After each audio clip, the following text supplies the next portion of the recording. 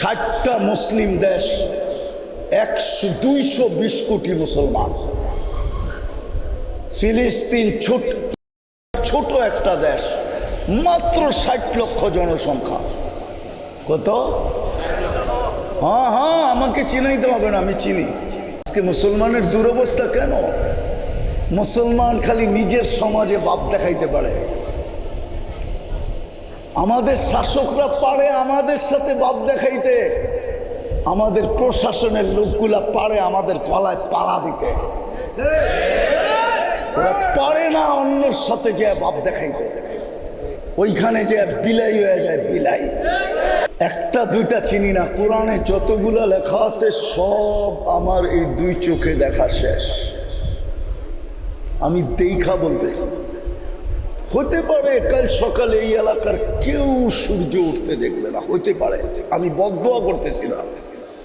আল্লাহ এক জায়গায় ইঙ্গিত দিছেন, লাউ আমারতুল আরদা লাত্তালাআত কাফি বাতনিহা, আমি জমিনকে হুকুম দিতে দেরি তোকে ওই জায়গার থেকে লড়তেও সুযোগ দিবে না, নড়তেও সুযোগ দিবে না জমিন। এখন যদি হুকুম দেয় না আমাকে এখান থেকে নড়তেও সুযোগ দিবে না জমিন। আপনি চিনেন না জমিন কাকে বলে?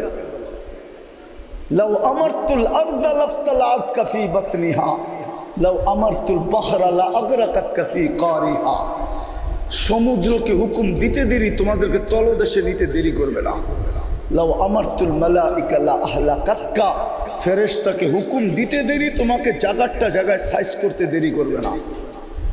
যুবক বাবু দিল কতটুকু, দিতেছেন কতটুকু, বুক করলাম কতটুকু, বুক করতেছি কতটুকু, বিনিময়ে আমি আল্লাহর জন্য করলাম কতটুকু।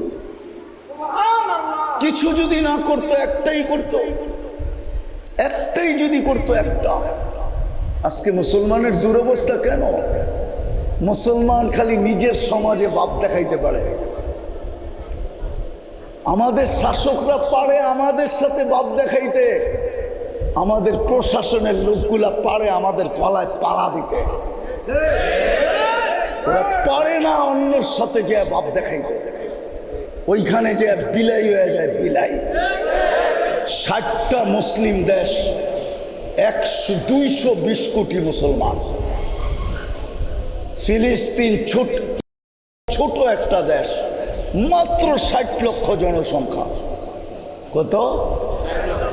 হ্যাঁ, আমাকে চিনাইতে হবে না, আমি চিনি। আমি ফিলিস্তিন গেছি 2010-এ, আজ থেকে 15 বছর আগে। আমি চিনি ফিলিস্তিন। আমাকে কেউ মিডিয়া দিয়ে ফিলিস্তিন চিনাইতে হবে না। ফিলিস্তিনের গলি যে জিজ্ঞাসা করলে গলির মাটি বলবে এই লোকটারে চিনি, ও আমাদের এখানে পাড়ায় গেছিল। তো যেটা বুঝাইতেছিলাম, আজকে মুসলমানের এই দুরবস্থা কেন? খালি আমগো নেতারা পারে আমাকে লোকে বাপ লইতে, পারে না।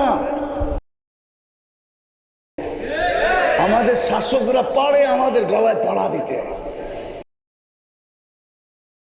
বলতে। 60টা মুসলিম দেশ, দুনিয়ার সবচেয়ে বড় টাকা আল্লাহ মুসলমানকে দিছে। 4 দেশের টাকার চেয়ে বড় কোনো টাকা নাই। কুয়েতের টাকার চেয়ে বড় দুনিয়ায় কোনো টাকা নাই। 1 দিনার দিলে $5 পাওয়া যায়, $5। মানেন না আমার কথা? আমি বাঙ্গায়া বলতেছি, বাঙ্গায়া। ব্রুনাইয়ের টাকার চেয়ে বড় কোনো টাকা দুনিয়াতে নেই।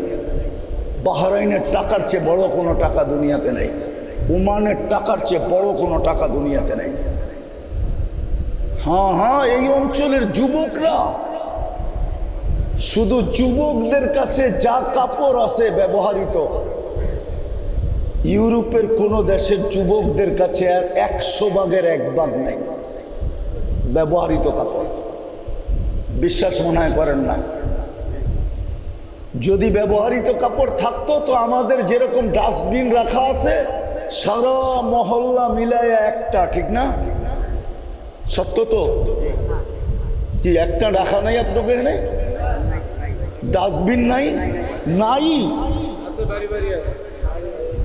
আরে ছোট ছোট আছে, সরকারের পক্ষ থেকে তো নাই, ওটা আপনি কিনে রাখছেন, ব্যান আসে ওটারে দিয়া দেন, ঠিক না? হ্যাঁ, ইউরোপে প্রত্যেক গলি গলির মোড়ে মোড়ে পুরান কাপড় রাখার জন্য ডাস্টবিন রাখা আছে, ওর গায়ে লেখা আছে পুরান কাপড় এইখানে রাখ। নাইলে আপনি শীতের সময় পুরান কাপড় কিনেন কোথেকে? গুলিস্তানওয়ালারা সদরঘাটওয়ালারা গাড়িটা আনে কোথেকে? খাতুনগঞ্জে যা দেখেন কত এই শীতের জন্য কত শীত দাঁড়ায় আছে পুরান কাপড় লয়া। মনে হয় বোঝেন না কিছু, দেখ না? ওই ইউরোপের থেকে আবার এগুলা ইম্পোর্ট করে পুরান হিসাবে, আইনা আবার আপনাকে কাছে বেচে। আমি চোখে দেখা বলতেছি, চোখে আমার গুড়া শেষ, আমার গুড়া শেষ, এগুলা দেখা শেষ। আজকে মুসলমানের এই দুরবস্থা কেন? কেন দুরবস্থা? আপনি জানেন দুনিয়ায় আপনার দাম কতটুকু? যুবকরা 500 টাকা দিয়ে চুল কাটে কেন? ও জানে নেটের ভিতরে মুসলমানের কোনো দাম নাই, এই জন্য ও স্টাইল চেঞ্জ করতে চায়। দেখে আমি স্টাইল চেঞ্জ করে একটু আপডেট হয়ে ওদের কাছে প্রিয় পাত্র হইতে পারি কিনা। তারপরও তো 30 লাখের কমে ইউরোপে যাওয়া চলে না, 30 লাখ দিয়েও যেতে পারে না, ওই চোরাই পথে যেতে হয় লিবিয়া হয়ে। আজ পর্যন্ত বাংলাদেশের কতশো যুবকের লাশ আসছে জানেন? কত শত সমুদ্রে ডুবে গেছে। আমেরিকা যেতে হলে 50 লাখ দিতে হয়, মেক্সিকোর জঙ্গল দিয়া চোরাই পথে। প্রথম ভেনেজুয়েলা যায়, এরকম টপকাইতে টপকাইতে 10টা দেশ টপকায় তারপরে মেক্সিকোতে ঢোকে, তারপরে মেক্সিকোর জঙ্গল দিয়ে আমেরিকায় ঢুকতে চায়। শত শত এখনো জেলে পড়ে আছে। আমাকে বুঝাইতে হবে না, আমি প্রতি বছর 2 একবার যাই, আমি চিনি, আমি ওদেরকেও চিনি যারা জঙ্গল পার হয়ে আসছে। 2019-এর কাহিনী, আমার চোখে পানি চলে আসছে, পানি। 2 জনের সাথে দেখা হয়েছে, গত বিকালবেলা চলে আসছে জেলখানার থেকে বাহির হইয়া, রাত পার হওয়ার পরে সকালে একই দস্তরখানে দেখা হয়েছে। জিজ্ঞাসা করছি তোমাদের এই দুরবস্থা কেন? বসে বিকালবেলা, গত বিকালে আমরা জেলখানার থেকে আসছি। জেলখানায় গেলে কেন? মেক্সিকোর বর্ডার দিয়ে ঢুকতেছিলাম, আমেরিকার পুলিশের হাতে পড়া গেছি, নিয়ে গেছে জেলখানায়, কেসের মাধ্যমে জামিনে আসছি, কেস চলতে থাকবে, জিততে পারলে গ্রিন কার্ড পাবো, নাহলে বাংলাদেশ চলে যাব। বললাম তোমরা কি 2 জন ছিল? কয় না, আমরা বাংলাদেশি 3 জন ছিলাম। আরেকজন কোথায়? তো 2 জনের চোখ দিয়ে পানি ঝরতে ছিল। ওদের কথা শুনে আমার চোখে পানি চলে আসছে যে হুজুর ও মেক্সিকোর জঙ্গলে হারায় গেছে, জানি না ওর পরিণতি কি করছে। কেন 50 লাখ দিয়ে যেতে হয়? শুনালো কান পাইতা যুবক, শোনো তোমরা যারাই বিজাতির রঙে রঙিন, কান পাইতা শোনো। আল্লাহ বলতেছে লান তারদা আনকাল ইহুদ ওয়ালান নাসারা হাত্তা তাত্তাবিয়া মিল্লাতাহুম।